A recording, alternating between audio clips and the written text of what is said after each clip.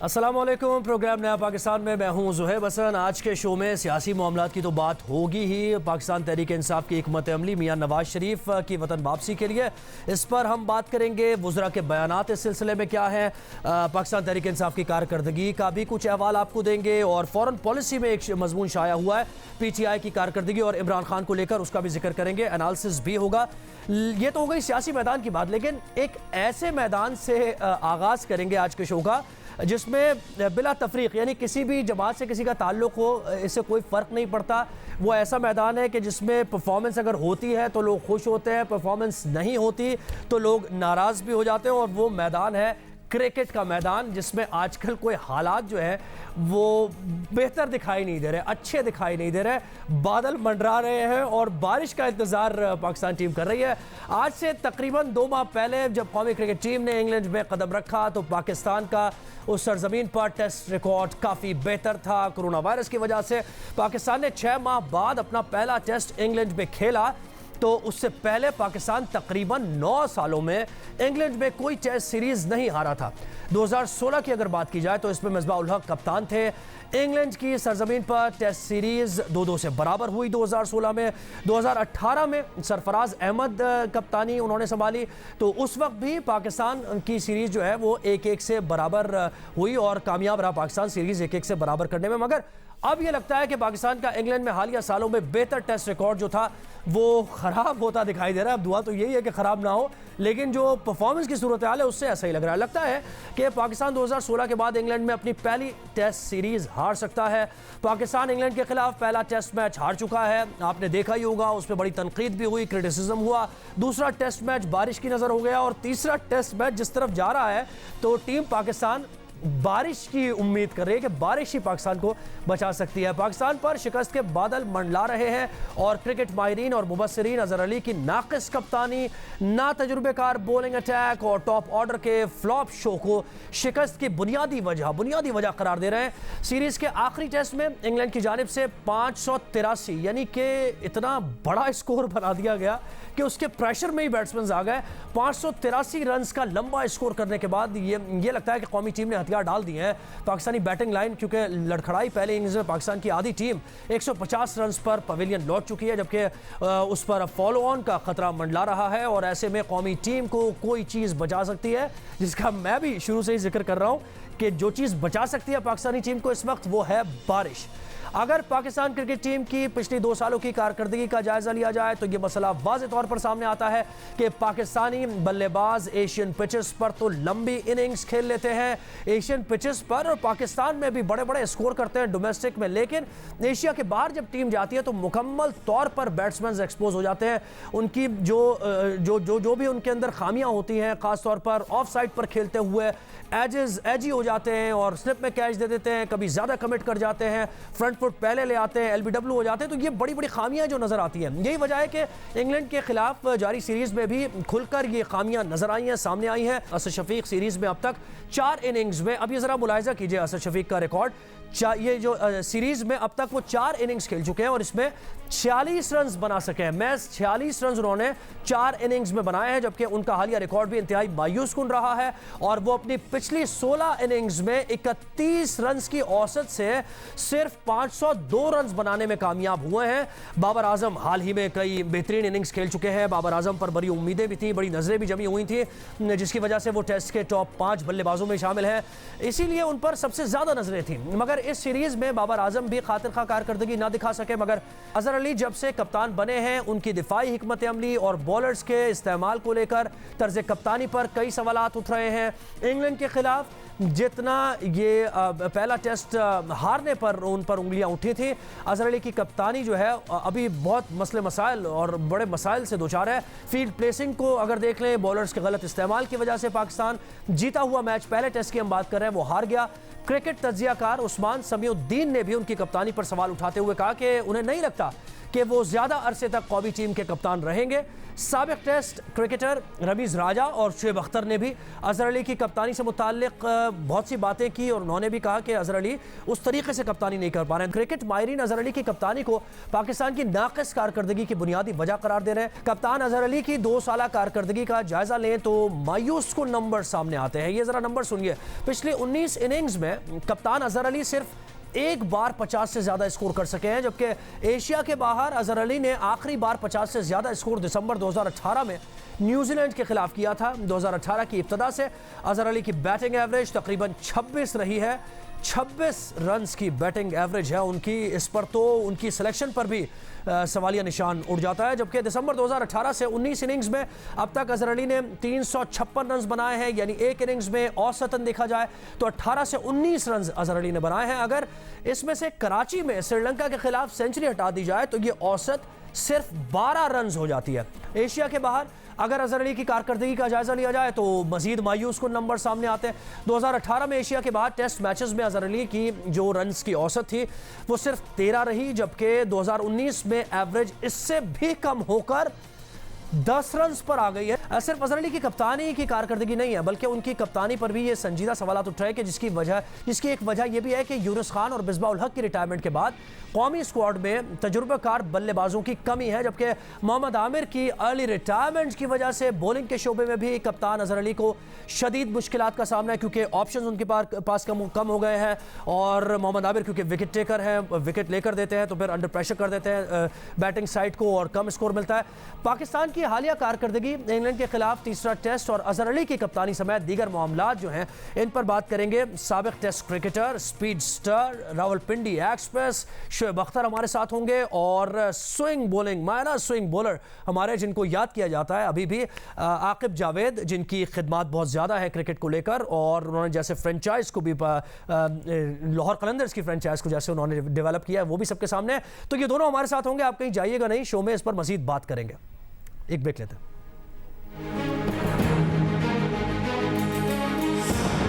Welcome back. जैसे आपको break में जाने से पहले बताया था कि हमारे साथ speed star, Rawalpindi express Shoaib Akhtar मौजूद है और बेहतरीन स्विंग बॉलर। मैं यही बात कर रहा था, यही सोच रहा था कि 92 के जो स्पेल्स है फ़ौरन याद आ जाते हैं। स्विंग बॉलिंग बेहतरीन तरीके से करते थे आकिब जावेद, जिनकी कंट्रीब्यूशन भी है क्रिकेट में। बहुत शुक्रिया, आप दोनों ने वक्त दिया। अहवाल तो हमने बता ही दिया ब्रेक से पहले कि क्या कुछ हो रहा है और आप मुझसे बेहतर जानते हैं। शुएब, सबसे पहले आपसे ये बात कि कह के आप भी थक गए कि पॉजिटिव अप्रोच होनी चाहिए, आपको मैच हारने का डर नहीं होना चाहिए, डर निकालना चाहिए, लेकिन ये कौन सी लेगेसी है जो लेके कप्तान अज़हर अली चल रहा है और छोड़ने को तैयार नहीं है? देखें, एक तो उसकी फॉर्म इतनी अच्छी नहीं थी, वो स्ट्रगल कर रहे थे early on because of the footwork. आज वो कुछ बेहतर फुटवर्क के साथ खेल रहे हैं। और दूसरा ये माइंडसेट जो है ये 15-20 साल पुराना है, जिसकी वजह से मुझे लगता है कि एक बेंचमार्क बना लिया लड़कों ने कि हमें इस तरह खेलना है और इसी तरह हमें लेके चलना है। क्योंकि मैं समझता हूँ कि 78 टेस्ट मैच हो गया और स्टार नहीं बने और 18 साल खेल के भी स्टार कुछ लड़के नहीं बने, तो there is serious problem out there. और मुझे जब तक कोई मैच में परफॉर्मेंसेज नजर नहीं आएंगी, एबिलिटी नजर नहीं आएगी, स्टार इन मेकिंग नजर नहीं आएगा, तो स्टार इन मेकिंग ऐसे हो सकता है। आकिब भाई हैं, वो कहते थे आप तेज बहुत बॉलिंग करते थे इसलिए आप आउट कर गए। तो आकिब भाई कौन सा 150 प्लस करते थे, वो भी 7-7 आउट करते थे, वो भी 135-140 करते थे, 7-7 आउट शारजा में करते थे। ये मसला ये है कि जो एटीट्यूड आकिब भाई का था या मुशी भाई का था या इंजी भाई का था या वसीम अकरम वका यूनुस का था, जिस तरह ये माइंड सेट थे उस तरह के माइंड सेट लेट 90s के वापस लाने पड़ेंगे। हम कौन से स्ट्राइक रेट से क्रिकेट खेल रहे हैं आज, कोई पता नहीं हमें। क्रॉले 68 के स्ट्राइक रेट से खेल रहा है, 4.5 की एवरेज से इंग्लैंड रन कर रहा है। हम वही तकिया नूस क्रिकेट खेल रहे हैं, पुराने जमाने की 100 बॉलिंग खेल के 30 रन बना रहे हैं। सो इस चीज को चेंज करने की बिल्कुल जरूरत है। और लेकिन शुएब, इसमें बात यह है कि सीखने को भी तैयार नहीं है ना, यानी सीखने को भी लग ऐसा रहा है कि सीखने को भी तैयार नहीं है, यानी जो अपनी रविश है उसको बरकरार रखना है उन्होंने। आकिब, आप कहिएगा जैसे शुएब भी कह रहे हैं, और यही सबसे बड़ा इशू यही है कि पॉजिटिव माइंडसेट नहीं है खिलाड़ियों का, और वो पहले हार को सोचते हैं कि हम हार जाएंगे और इस डर से जीत भी कई हाथों से निकल जाती है। तो ये कैसे पॉजिटिव माइंडसेट आएगा? कोशिशें तो आप भी बहुत कर रहे हैं, बहुत अरसे से कर रहे हैं।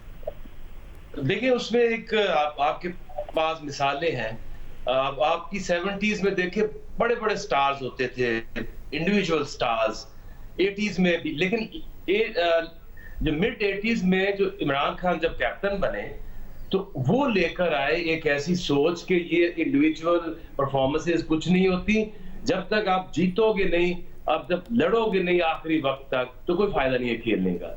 वो लेगेसी चली पूरा 2000 तक भी चली। हालांकि शोएब अख्तर इमरान के अंडर नहीं खेला, लेकिन वो जो वो माइंडसेट को डेवलप कर गए थे, वसीम का, वकार का, ये उसके उनको देख देख के भी, और हर एक टीम के अंदर हम एक दूसरे के सामने बोलते थे और कभी आउट करके ये नहीं कहा था कि इमरान भाई ने ये बता दिया, इंटी ने ये बता दिया। तो अब हमने क्या किया है कि हमने इनको बना दिया है स्लेव्स। मुझे उस दिन इतना अफसोस हुआ कि सुहेल खान जैसा बंदा जो पिछले 12-14 साल से क्रिकेट खेल रहा है, and is a very very refined swing bowler, वो उस एक टीवी के ऊपर कह रहा आके कि मुझे विकी भाई ने 2 मिनट के अंदर वो लेट स्विंग जो है वो सिखा दी।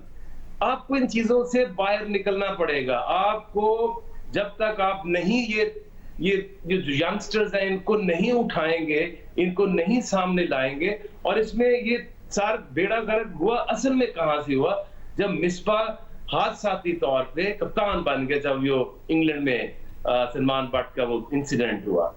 ये तो क्रिकेट ऑलमोस्ट छोड़ चुके थे, तो जब एक बंदे को, छोड़ी हुए बंदे को कप्तानी ही मिल जाए तो वो उसको कहां जाने देगा। और उससे बुरा काम क्या हुआ कि पाकिस्तान से क्रिकेट जो है वो यूएई में शिफ्ट हो गई। वहां पे इन्होंने रड़े मैदान बना के साउथ अफ्रीका डोमेस्टिक पिचेस जहां ऑस्ट्रेलिया की बिल्कुल जहां ये नजर आता है डोमेस्टिक में खिलाड़ी जो है वो 200 300 रन कर रहा है और उसके बाद कहीं बाहर गया, आउट ऑफ कंट्री गया तो वो फेल हो गया। 2-2 3-3 साल बाद एक फास्ट बॉलर ने 5 विकेटें ली हुई हैं, और वहीं पे अब ये स्ट्रेटजी लेके आप इंग्लैंड जाके इन इंग्लैंड आप जीतने की कोशिश कर रहे हैं, स्विंग हो रहा है, बिल्कुल बाउंस हो रहा है। अच्छा शुएब आप ये कहेगा तो वो रोक लेते हैं, थोड़ा सा बाहर होता है। और मैं तो हैरान हूं कि जिस तरह की ये बैटिंग में देख रहा हूं, मेरा अलग किस्म दिल नहीं चाह रहा था ना फवाद आलम, लेकिन वो पेंडेमिक की वजह से जो है ना काफी ज्यादा ड्राइड अप हो गया था माहौल, तो ये सबका इंटरेस्ट भी है, इसीलिए तनकीद वगैरह भी ज्यादा हो रही है। शुएब आप ये कहिएगा कि बॉलिंग की थोड़ी सी बात करते हैं। हमारा बॉलिंग तो हमेशा से खासा रहा है, हमारा स्ट्रॉन्ग पॉइंट बॉलिंग रहा है, ऐसे ऐसे मैच हमने निकाले, आपने निकाले खुद विकेट्स लेके, लेकिन अब हम देख रहे हैं कि बॉलिंग में भी वो स्पार्क नहीं है, वो जो एक कहते हैं ना कि coming with an added vengeance, वो नजर नहीं आता हमें कहीं भी, किसी भी बॉलर में। अगर ड्रॉप कर दिया जाए टीम में आता है तो उसके अंदर कोई स्पार्क नहीं होता, ये क्यों है ऐसा? अच्छा, इसका सिंपल आंसर मैं ये दे देता हूं कि वकार भाई the greatest fast bowler you have seen, no question about it. Exactly, बिल्कुल बिल्कुल बिल्कुल बिल्कुल। जिस तरह खुद बॉलिंग करते हैं वैसे बॉलिंग करवा दें इनसे, ये कोचिंग है टोटल जी। इससे ज्यादा क्या करना है? मैं यही कह रहा हूँ जैसे खुद खेले वैसे तो बच्चों को खिला दें, उनको लाइन लेंथ। जेफरा आखिर आता है 4 पीछे करता है, 2 आगे करता है, 2 कुसन्ने में मारता है, 3 बखियां तोड़ता है। वो भाईजान बात यह है कि किसने सिखा दिया इनको लाइन पे बॉलिंग करना? टेस्ट मैच किसने कह दिया कि लेंथ में भी एग्रेशन होता है? लेंथ बॉल होता है वो 4 जगह से किया जाता है। क्लोज स्टंप भी करते हैं आप, बीच पिच भी करते हैं, वाइड ऑफ द क्रीज भी करते हैं। एडमसन ने वाइड ऑफ द क्रीज कर दिया, आउट किया। वो असल में सभी ये सोच रहे होते हैं ना कि मैग्रा और मोहम्मद आसिफ की उनकी क्वालिटी गॉड गिफ्टेड हो जाएगी और वो लाइन लेंथ बना लेंगे, हालांकि बहुत मुश्किल बात। मैग्रा आसिफ एक ही जगह से तीनों जगह से डिफरेंट बॉल कर लेते थे, इसलिए खतरनाक थे। मेरी बात सुने, देखिए मैं आपको आसान हल बताता हूँ। जब तक the crowd of the sheep is not going to be led by a line, ये सारे के सारे ये बेचारे बकरियां ही रहेंगी। ये बेचारे गुलाम एक गुलाम तबीयत के लोग चाहिए थे क्रिकेट बोर्ड को, जो पिछले 15 साल में जिनको स्टार नहीं बनने देना था हमने। अब मसला ये है कि आप जब तक ऐसे लोग नहीं लाओगे, मैं अपनी बात नहीं कर रहा खुदारा, जब तक आप अपने लोग ऐसे लोग नहीं लाओगे जो एग्रेशन से खेलते थे, पॉजिटिव माइंडसेट से खेलते थे, लॉजिक से खेलते थे, वो आकिब भाई हो सकते हैं, कोई भी हो सकता है। मैं ये कह रहा हूं कि आप जब तक वो लोग नहीं लाओगे, वो माइंड सेट नहीं क्रिएट करोगे, उनको क्लिपिंग बैंडिंग की नहीं दिखाओगे। क्लिपिंग देखो भाई, नसीम शाह ये क्लिपिंग देखो, ये मार धाड़, ये चिंगाड़ना होता है, ये खाना होता है, ये 90+ बॉलिंग वाला बंदा 4 दफा वकिया हो जाता है, तो फिर आप उसको बैट्समैन को आउट भी करने जाते हो। मैच ऑन ही नहीं हो रहा विद इन द फील्ड। वो इसलिए कि किसी ने मोमेंटम ही नहीं बन रहा। सही कह रहे हैं आप, बिल्कुल बिल्कुल बिल्कुल ही सही। लेंथ पे बॉलिंग करो, लेंथ बॉलिंग। एक पूरा दिन नसीम शाह ने एक जगह से बॉलिंग कर दी है। Who does that? बिल्कुल यानी वो बिल्कुल अच्छा, यही बॉलर्स की बात भी, यही बैट्समैन की भी, और यही अगर कप्तानी की आखिर आपसे बात करें कि कप्तान ठीक है स्ट्रैटेजी बनती है एक, और ड्रेसिंग रूम में वो स्ट्रैटेजी फिर लेकर जाता है कप्तान, लेकिन जब ग्राउंड में उतरता है कप्तान तो प्लान ए बी सी हमने सुना है। क्योंकि पहला जो टेस्ट मैच हम हारे हैं कप्तानी की वजह से हारे हैं। कप्तान ने गलत बॉलिंग चेंजेस की और वो समझा ही नहीं उस वक्त की क्या जरूरत थी।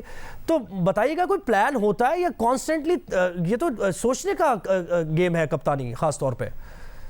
देखिए, जो सबसे बड़ी गलती पहले टेस्ट में और ये तीसरे टेस्ट में हुई है वो है टीम सिलेक्शन। आप जब भी बॉलिंग अपने बॉलर्स पिक करते हैं तो आप ये देखते हैं कि यार इसमें न्यू बॉल बॉलर कौन है जो मुझे ऊपर से विकेटें ले दे।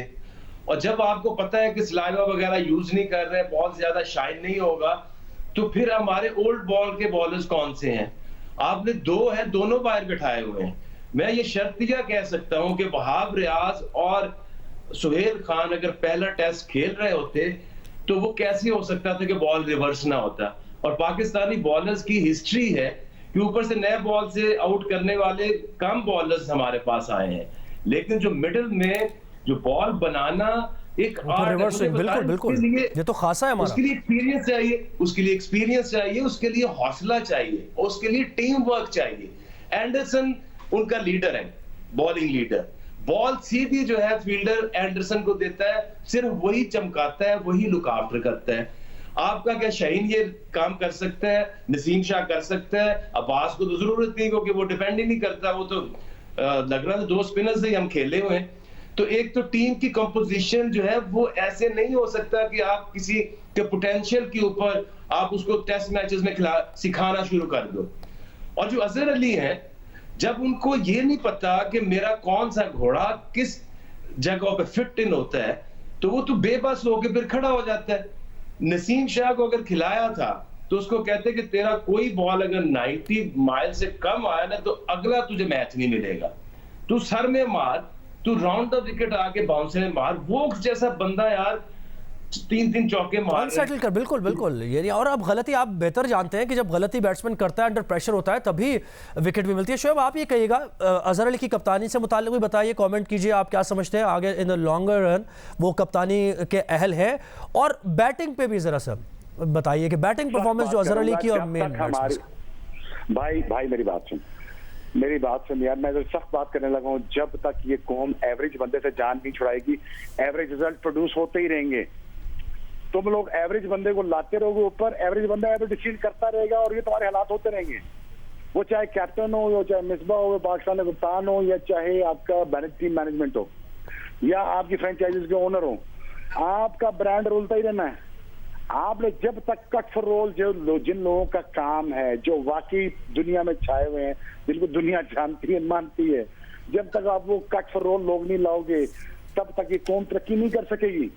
मैं आपको अभी गारंटी दे रहा हूँ, वो मीडिया से लेकर क्रिकेट तक एवरेज बंदा छा गया है। एवरेज बंदा हमारे मुल्क में। अच्छा शेख, बस ये थोड़ी सी वजह कि एवरेज आपने कहा कि तो एवरेज की रिप्लेसमेंट अगर एवरेज ही होगी तो बात नहीं बनेगी। तो कौन है ऐसे वाइब्रेंट लोग, कौन है ऐसे प्लेयर्स जो आप देख रहे हैं पोटेंशियल कप्तानी जिनमें नजर आ रही है और उन्हें बनाना चाहिए ताकि आगे भी वही लीड करें?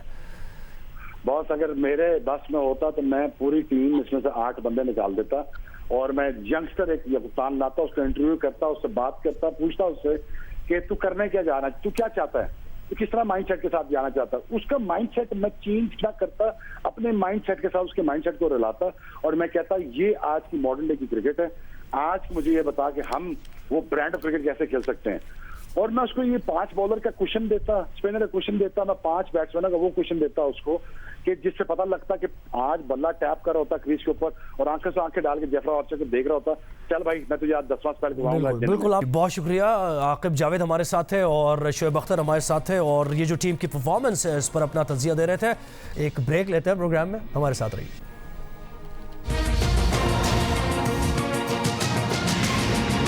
Welcome back. अब कुछ बात हो जाए सियासी मामलात की। ऑपोजिशन एक बार फिर हुकूमत के खिलाफ तहरीक चलाने की प्लानिंग कर रही है। पिछले साल से ही ऑपोजिशन और तज्जियाकार भी तहरीक इंसाफ की हुकूमत की रुखसती के बारे में डेडलाइंस की पेशगोइयाँ कर रहे हैं और डेडलाइंस देने वाले ये समझते हैं कि तहरीक इंसाफ की हुकूमत एक सियासी भंवर में फंसती जा रही है जो तहरीक इंसाफ की हुकूमत के लिए ख़तरनाक साबित होगी। लेकिन तहरीक इंसाफ के रहनुमाओं का मानना है कि PTI अपने 5 साल मुकम्मल करेगी।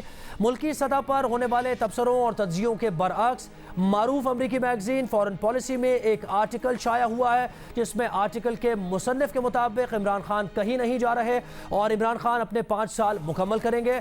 अपने आर्टिकल में माइकल कोगलमैन लिखते हैं कि बेशक इमरान खान और उनकी हुकूमत को मल्टीपल फ्रंट्स पर बेशुमार चैलेंजेस का सामना है और तहरीक इंसाफ की कारकर्दगी ने हुकूमत के मुस्तकबिल पर सवाल खड़े कर दिए हैं। पाकिस्तानी तारीख में किसी वज़ीर आज़म ने अपनी 5 साल की मुद्दत मुकम्मल नहीं की, लेकिन वज़ीर आज़म इमरान खान के -1 होने की सोच के पीछे ठोस वजूहात मौजूद नहीं है। मुसन्निफ के मुताबिक बेशक इमरान खान को इस वक्त बेतहाशा मसाइल का सामना है, लेकिन इस बात के चांसेस ज़्यादा हैं कि इमरान खान पाकिस्तान के पहले वज़ीर आज़म हो सकते हैं जो अपनी 5 साल की मुद्दत मुकम्मल कर सकें।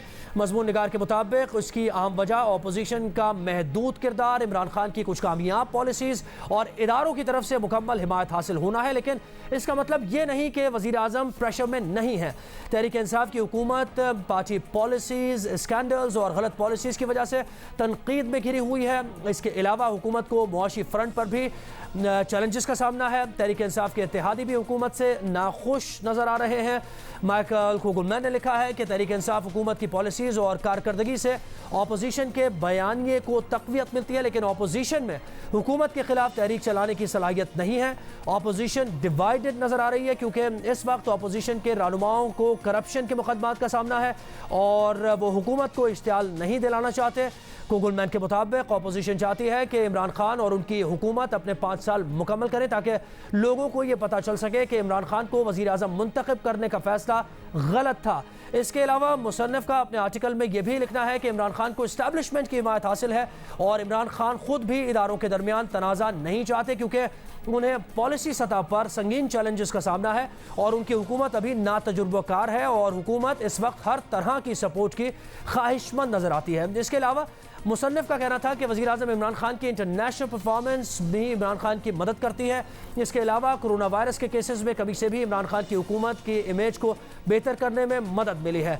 मुसन्निफ ये कह रहे हैं कि वज़ीर आज़म कहीं नहीं जा रहे, लेकिन इसका मतलब ये नहीं है कि वो ख़तरे में नहीं हैं। हुकूमत की मुद्दत में अभी 3 साल बाकी हैं जिसमें बहुत कुछ हो सकता है। दूसरी तरफ हुकूमत नवाज शरीफ को पाकिस्तान वापस लाने के लिए मुतहर्रिक होती नज़र आ रही है।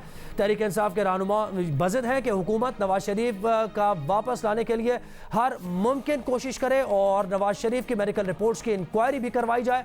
इसी सिलसिले में बरतानिया में पाकिस्तानी हाई कमिश्नर मोहम्मद नफ़ी ज़करिया ने साबिक़ वज़ीर आज़म या नवाज शरीफ की पाकिस्तान हवालगी से मुताल्लिक़ बरतानवी हुकूमत को ख़त लिख दिया है। हुकूमती वज़रा और रहनुमा नवाज शरीफ की मेडिकल रिपोर्ट्स बनाने वालों के खिलाफ तहक़ीक़ात का मुतालबा कर रहे हैं, लेकिन वफाकी वज़ीर बराए शेख रशीद का ये कहना है कि नवाज शरीफ इलाज की गर्ज से नहीं बल्कि एक अंडरस्टैंडिंग के तहत बरतानिया गए हैं जिसका इमरान खान को पता नहीं चला, मगर अब हुकूमत ने नवाज शरीफ को वापस लाने के लिए कोशिशें शुरू कर दी हैं।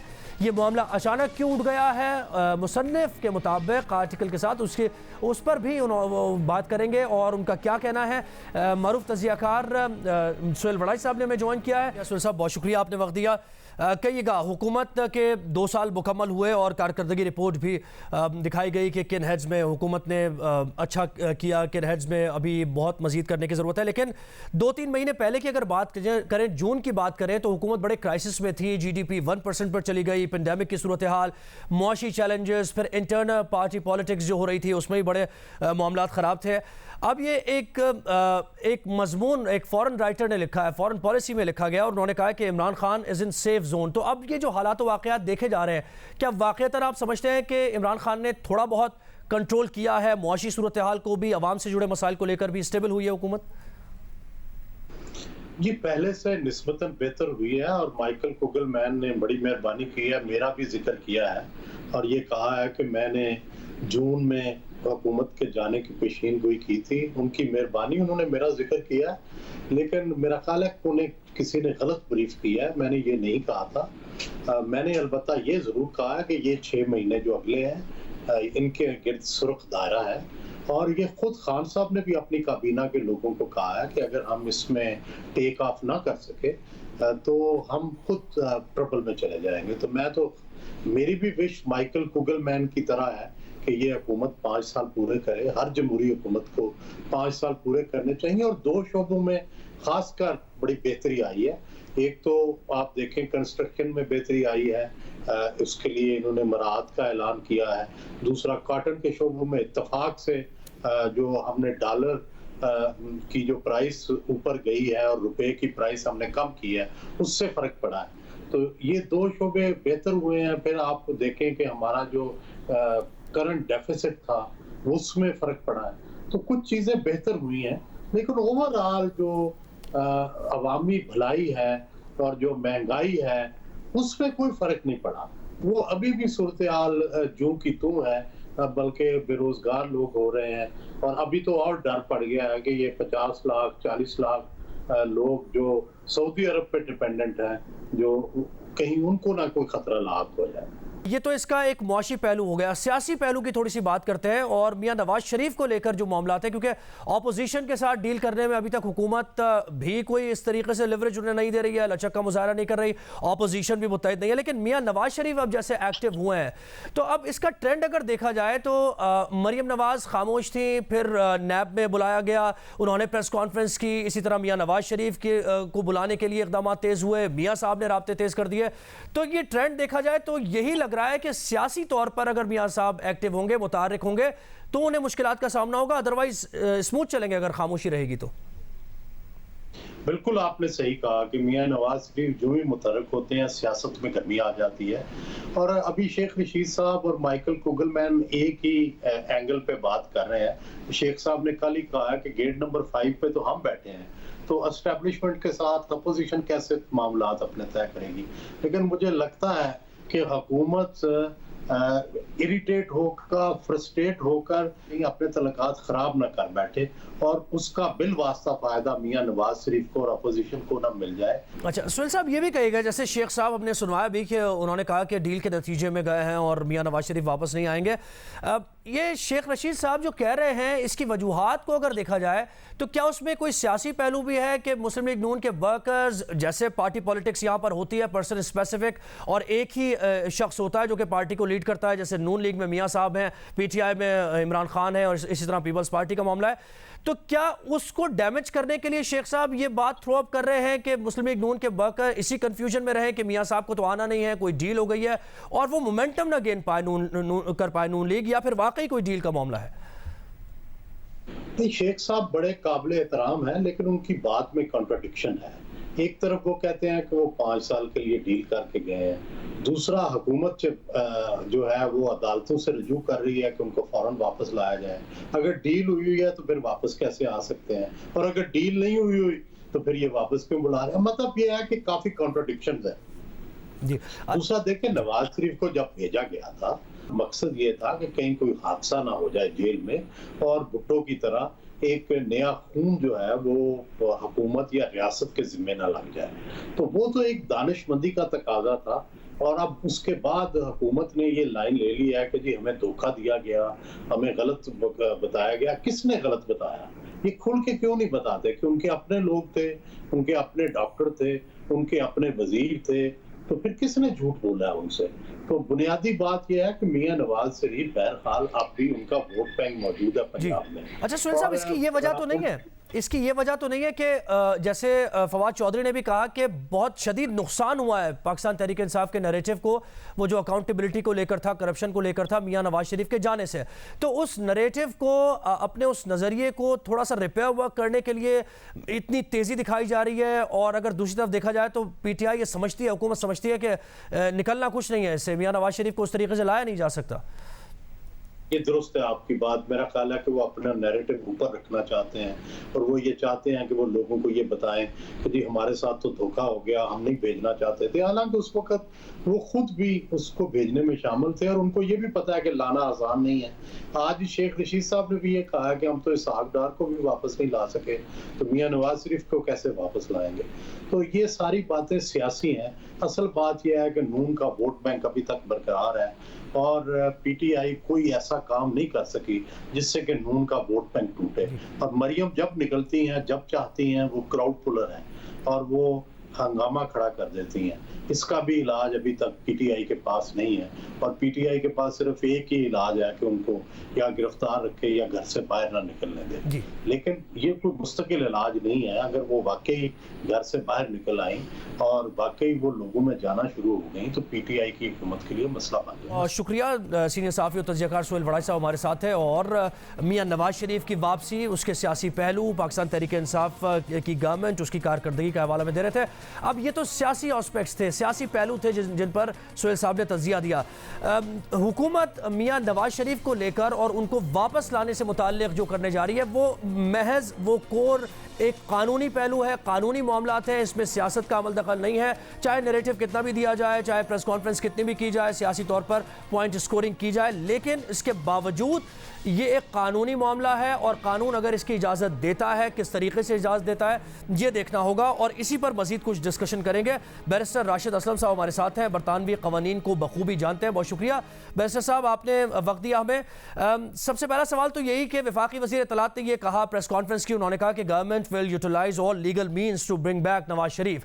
तो वो क्या लीगल मीन्स हो सकते हैं, क्या क्या पॉसिबिलिटी हो सकती है कानूनी तौर पर हुकूमत के लिए मियां नवाज शरीफ को लाने के लिए? जी बहुत शुक्रिया। सबसे पहले तो पाकिस्तान का यूके के साथ एक्स्ट्राडिशन ट्रीटी कोई नहीं है, कोई बायलैटरल या मल्टीलैटरल एग्रीमेंट नहीं है। यहाँ पे जो कानून है एक्स्ट्राडिशन 2003 उसके अंडर बड़ा वाज़ेह है, उन्होंने तरीकाकार तय किया है, उसके मुताबिक एग्रीमेंट्स हैं पूरी दुनिया में मुख्तलिफ मुल्कों के साथ यूके के। अब ऐसे एग्रीमेंट की गैर मौजूदगी में जो पाकिस्तान है, पाकिस्तान के पास दो ऑप्शन बचते हैं। एक तो एक एग्रीमेंट हुआ था जिसमें कॉमनवेल्थ एक्स्ट्राडिशन स्कीम थी, वो 2002 में हुई थी। उसमें पाकिस्तान ऑब्वियसली कॉमनवेल्थ का मेंबर है, तो उस सिग्नेटरी होने के नाते पाकिस्तान यूके को कह सकता है एक्स्ट्राडिशन की रिक्वेस्ट भेज सकता है, जो मेरा ख्याल है जो कल लेटर शो किया गया उसमें भेजी गई है। अब दूसरा इसमें ऑप्शन ये होता है कि जो एक्स्ट्राडिशन एक्ट 2003 है उसमें एक सेक्शन है 196 जिसके अंडर अगर आपका ट्रीटी ना भी हो तो आप रिक्वेस्ट भेज सकते हैं, कोई भी मुल्क यूके को रिक्वेस्ट भेज सकता है। तो ये दो ऑप्शन है पाकिस्तान के पास जिनको इस्तेमाल करते हुए पाकिस्तान वो रिक्वेस्ट जो आपने कहा वो आपने जो 196 का जिक्र किया उसमें रिक्वेस्ट की नौयत क्या होगी, यानी क्या कहा जाए ऐसा जिसको कंसिडर करेगी दूसरी हुकूमत? जी उसमें बेसिकली पाकिस्तान की हुकूमत एक तो लेटर भेजेगी, उसके बाद सारी लीगल प्रोसीडिंग्स साथ में जाएंगी और साथ में प्रूव करना पड़ेगा पाकिस्तान की हुकूमत को कि उनके पॉलिटिकल व्यू की वजह से उनको पॉलिटिकल विक्टिमाइजेशन का निशाना तो नहीं बनाया गया, आया कि लीगल प्रोसीडिंग्स जो हैं उस सियासी अमल के नतीजे की वजह से तो नहीं है। और दूसरा जो सबसे अहम चीज है कि वहां पे जो ट्रायल हुआ वो फेयर ट्रायल था या नहीं। मार्च में भी मियां नवाज शरीफ से मुताल्लिक खत लिखा गया था, उसका भी रिस्पांस नहीं आया। इसाक डार से मुताल्लिक भी लिखा गया और उससे मुताल्लिक जो रिस्पांस आया वो इत्मीनान बख्श कोई गवर्नमेंट के लिए नहीं था। तो क्या समझा जाए कानूनी पहलू को मद्देनजर रखते हुए हालिया जो सूरत हाल है उसमें क्या समझा जाए, ऐसा हो सकता है या नहीं? देखिए मेरा ख्याल है जो फैसला है या जो बाकी चीजें हैं, जिस तरह जुडिशल एक्टिविज्म का हमेशा पाकिस्तान पे एक इल्जाम या बाकी चीजें लगती रही हैं, यूरोप के हवाले से उनकी अपने खुद खदशात होते हैं पाकिस्तानी कोर्ट्स के हवाले से, तो मैं ये समझता हूँ कि बड़ा मुश्किल होगा नवाज शरीफ साहब को एक्स्ट्राडाइट करवाना यूके से। बहुत शुक्रिया। बैरिस्टर राशिद असलम साहब हमारे साथ थे और कानूनी पहलू से मुताल्लिक एनालाइज कर रहे थे। प्रोग्राम देखने का बहुत शुक्रिया। अपना फीडबैक जरूर दीजिएगा। ज़ोहेब हसन को दीजिए इजाजत। अल्लाह हाफिज।